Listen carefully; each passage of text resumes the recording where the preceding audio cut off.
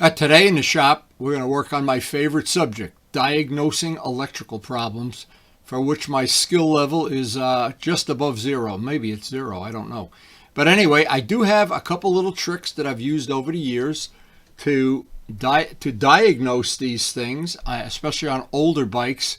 The schematics on these old bikes are terrible, and I'm going to show how I made what works for me better, a better way of looking at the schematic of a bike when you're trying to track down a problem. I'll explain the problem. It's an annoying problem, something you can live with if you want to. I don't want to live with it. I'm trying to make these bikes as good and reliable as I possibly can. This information may be helpful. So today I have a little bit of time, and it's a very short amount of time, so I wanted to, on my priority list of things that I always have something to do, I always have jobs for. If it's paintable, not paintable, really cold, not that cold, work in a house, work in a garage. Well, today I have a very short amount of time. So what I decided to do, I have the Yamaha 400 manual. I want to draw up and I'm going to show how I do this because I'm not sure that I do it in the right way. So if somebody out there knows, and I'm sure everybody does, because I hate electricity. But this has a pretty good wiring diagram. I have a wiring issue with this for basically the whole summer, and I don't know. I've been riding around it when I've gone for a ride, and I'll explain this in detail. But today, I'm not going to try to fix it today. I'm going to try to diagnose it today and see if I can, and show the way I would do it, because most people like me that are backyard mechanics have the manual for the bike. But these wiring diagrams, sometimes you need a microscope. You got to, whatever. So I try to make my own wiring diagram. I'm going to show how I do that, and I'm going to try to diagnose what I have to do. Now it could be, the possibilities are, I had put a new headlight on, there's wires in the headlight, sometime they come apart, whatever. That's one possibility. Another possibility is, and this is the big one, as per the manual, it could be that the switch has gone bad after 44 years. 44 years, I need a switch. Well, Luciano gave me a spare switch to test, and I want to test it. Before I take this apart, I want to see if what am I doing? But the first thing I got to do is get out the manual and make myself my own little schematic that I can read. So this is the part that Luciano gave me. It's actually called the neutral switch. Now, how this works, the first thing I have to do to replace this switch, and this one's cracked, so I don't know if well, maybe it's not even cracked. Maybe that's just the way they all are. It looks like it's cracked. But anyway, he was rebuilding Dave's RD350, and he had a spare switch. He gave it to me. That's very nice. Now, it could be that one of the things that's happened, we've worked on this side of the bike. We had the alternator off over the summer, and it could be that the alternator wires all go up into the black hole in space. It could be that in the course of doing that, we've popped this wire off, and that's the problem. I don't know till I take this apart. But having a spare switch and having a manual and having my level of what I know about electricity is probably like zero. But before I spend the day, and I want to take a dedicated day and take this all apart and clean it. While I have it apart, I want to clean it. While I have it apart, I'll make sure that nothing else in there is suspicious looking. But it's this switch. So what I wanted to show is how I make that little schematic up. And a big part of this is common sense, since I don't know a lot about electricity, but I do know about common sense.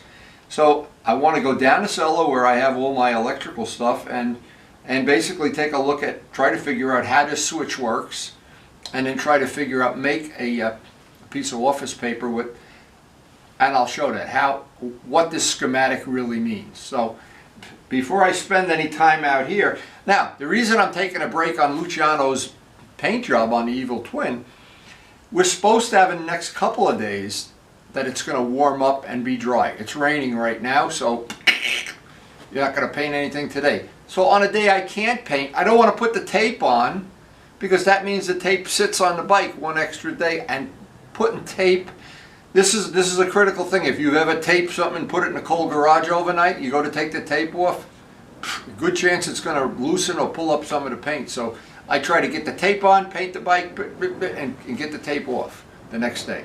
And as soon as I can get it out of a cold garage, cold and tape makes it worse. So anyway, it's good information from 50 years of painting.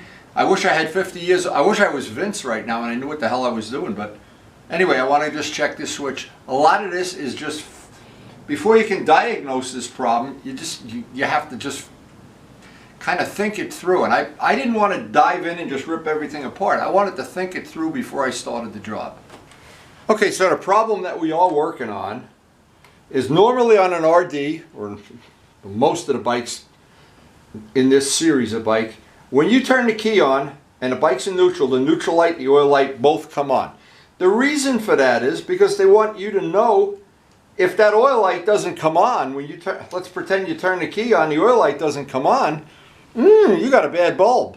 Now, as soon as the bike starts, and that the light should go off, of course, and as soon as you put it in gear, the neutral light should go off. But at somewhere in the schematic, and that's why I'm making my own schematic, somewhere in this finagling of wires, these two are interconnected so that if the oil light were really coming on, and I checked the oil tank is full, or if the sensor, we would just see that, if the sensor was bad. So the fact that they both come on, when I put the bike in gear, okay, it's in gear now. Now they should go off. Well, I shift to second gear. They don't go off. Third gear. And I've gone through the gears many, many times with the bike running and with the bike not running just to see what the thing was. But they basically never go off. So I don't know if that means something is shorted or a connection is broken. And that's why I have to do this diagnosis today. And Luciano knows way more than I do about this. And like I said, everybody does. And because I don't know anything, that the information I can pass on of how I'm diagnosing it may be more valuable than if I were an experienced guy and said, oh yeah, that's the two directionals are in the wrong side or something. This is, it never kept me from riding a bike, but it was annoying because when you pull up to a light, you never could tell. And I never let it run out of two-stroke oil because I know what these are like. I've already seized this bike up more than once. So anyway, there we go. That's the problem we're working on. And we're going to head down to the cellar and make up a schematic. And on any day that it's raining, it's a big mistake to try to get anything painted, that's for sure. And I'm hoping in the next couple of days that we'll be able to do some more work on this. But in this kind of weather, you got to know when to cut your losses. So we're just going to do this diagnostic today and live to fight another day. Now, any of these factory manuals, they're really good. They're really handy when you want to know how to do basic maintenance like most backyard mechanics do. Super handy reference. The breaker parts would show you where the washers go and things. Very, very handy. All that's, I think, well done. What to do about various things when you looking at the alternator and everything. But, boy, is there one area that I always have a problem with. And this, it's really funny. It's not really that funny. When you come down to the wiring diagram, there's always the European version and then the American version. Here's the American version down here now. The only thing wrong with this whole thing, if you look at it close, yeah, if you're an electrician, that all makes sense. But what I want to do is on a clean sheet of paper trace from the battery to the headlight to the ignition switch, where this is going, and see what makes continuity and what makes that light goes off. So then from that I can use common sense to kind of figure, because I need a complete circle of where this electricity is going. And from this, yeah, it's helpful. And it tells you the color of the wires. But it's still, for my eyes, I got to go get my jeweler's loupe to read half of this stuff. That's problem number one. But it's still way better than not having anything at all. So this is the part I really have to look at carefully now. The first thing is to find the battery. And it's always listed up here. Okay, so the first thing, I want to make my own chart. Here's the battery. And it sounds really simple, but this is really what I have to do anyway. Now I want to find the wire from the battery, without even looking at the chart, is going to go to the key. From the key, there's going to be a live wire going somewhere, and this is where we always run into a problem. And now I've got to check this, and I've got to do it real carefully, because a lot of these wires double up and triple up and everything. But what I have to do, here's the key, goes out through the boop bop, boop bop. Sounds like I'm a musician, right? Okay, And so here we go, and from there it's going to the bulb. Now from the bulb, and I'm only counting the neutral light. Let's make sure it's the neutral light. 21. 21 is the neutral light. Okay. So 21 is now going to go through the SB wire. SB wire is SB. Come on, baby. SB. This is where I go crazy. SB is sky blue.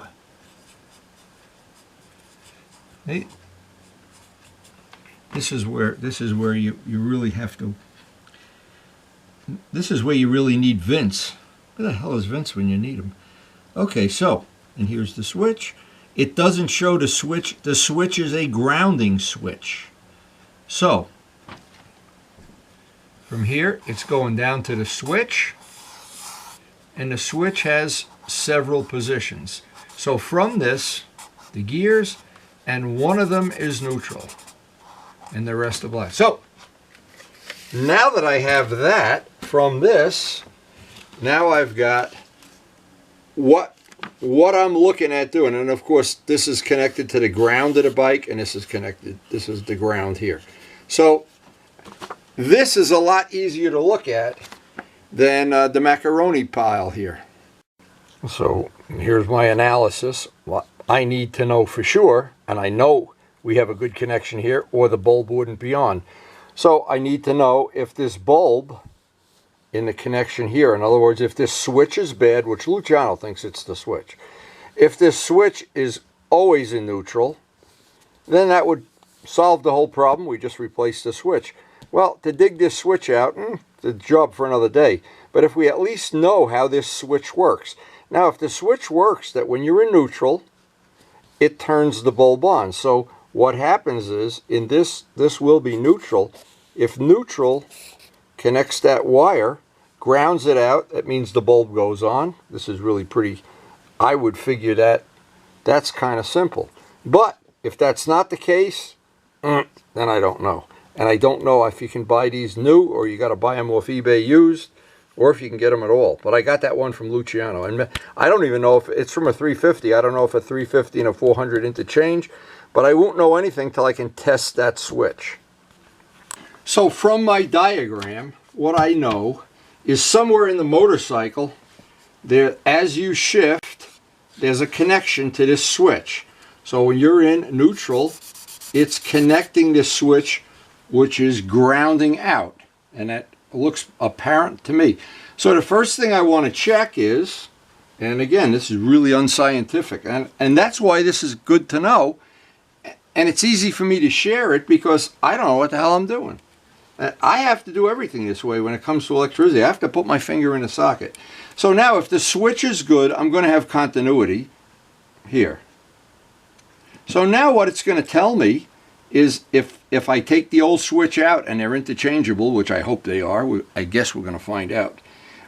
The old switch may have shorted out somehow, and I don't know how that would happen. It looks like that's a pretty cut and dry thing. And I don't know if, see, this is the part I really don't know. I want to get this out of here. I don't know if this switch, what it's doing, it's obviously making connection, and maybe what it's doing, it's making connection all the while it's in every gear except neutral, and there's a gap in neutral. So, I don't know. That's going to be a project for another day. But what I wanted to show today is the diagnosis, how I went about diagnosing it, how I went about doing this. Now, the next day we have, is obviously going to have to pull a bike apart. Pouring rain out there now. Not much chance it's going to happen today. But I did want to share this because now that we know we have a good switch, now I feel comfortable about taking the bike apart. So if we have a good day, the first priority will be to try to get Luciano's paint on there. But while the paint's drying, will be to swap that switch out. Or if we have another rainy day, see, this I can do inside a garage when it's raining. The painting I can't do. So I'm always prioritizing how that all plays out. And I still really can't tell if I've missed the boat on something here. This, of course, is the neutral switch. And it's a make-break switch, well, I guess like all switches are. and it shows that it's going into the alternator. So I'm not sure if the alternator is picking up. This is the part I don't know. But you can see, oh, what a gobbledygook into the headlight, and it goes at Main Street and then down to the railroad tracks, and then you come back. Well, I've tried to simplify it so it would suit my needs, and maybe that'll suit your needs too. And what I decided to do is just make a little more detailed drawing. I'm not going to even put this on camera till it's done, because I need to take into account, I want to see, this is for my own reference, where that oil light plays into this whole schematic. And this would just be the schematic for the neutral light. But what happens when the bike is in neutral, that oil light comes on too. And I'm going to try to make myself up a little more of a detailed drawing, only for my own reference. When I go outside to start and have everything apart, I can look at this instead of looking at the little tiny print. So just to share information, this is some of the things I did. I took a Sharpie and just made notations, because to be honest, looking through this thing, I was going blind. That made it a lot easier, just so I know, because I'd be going back, trace, and all of a sudden I forgot where I was. This makes it a little bit easier of a road map to understand. Now, what I would love to do, if there was a way you could take this to a printer and make like a twice the size page, it'd be worth having, but that's a project for another day. Oh, anyway, John Pothier probably knows how to do that easily. But anyway, I started out with a basic. I wanted to trace the one circuit that I think is the bad one, which evolved into, I made it a little bit more detailed. And then what I did, I really sat down and detailed it out so I have all the information. And I think this will be easier for me to work with when I actually do get to go out in the garage and do the job. And so that's the information I wanted to share today. It's, again, a rainy day, and I think this will make our repair in the next, well, when we get to do it, just a little bit easier. Now, I think as basic as information as is on here now, I wish this is what I had. I need a simplified version of everything. I think this will work for me. Maybe it'll work for you too. I don't know. Maybe it's not even worth doing. I don't know. Because I know people that are experienced with electricity have no problem with these things. But I do. I'm a painter, not an electrician. I'm a lover, not a gefilte fish or whatever. Anyway, I put this away. I want to thank the healthcare workers again. Boy, oh boy, am I looking forward to this whole COVID thing being over, and you guys have done a wonderful job keeping my family safe. I hope you've enjoyed the video. I hope you've picked something up that's of some value if you like working on old motorcycles, and I do. And if you like sharing the information and you find something useful in my channel, share it with your friends. If you don't, I hope you enjoyed the video anyway, and just thanks so much for watching.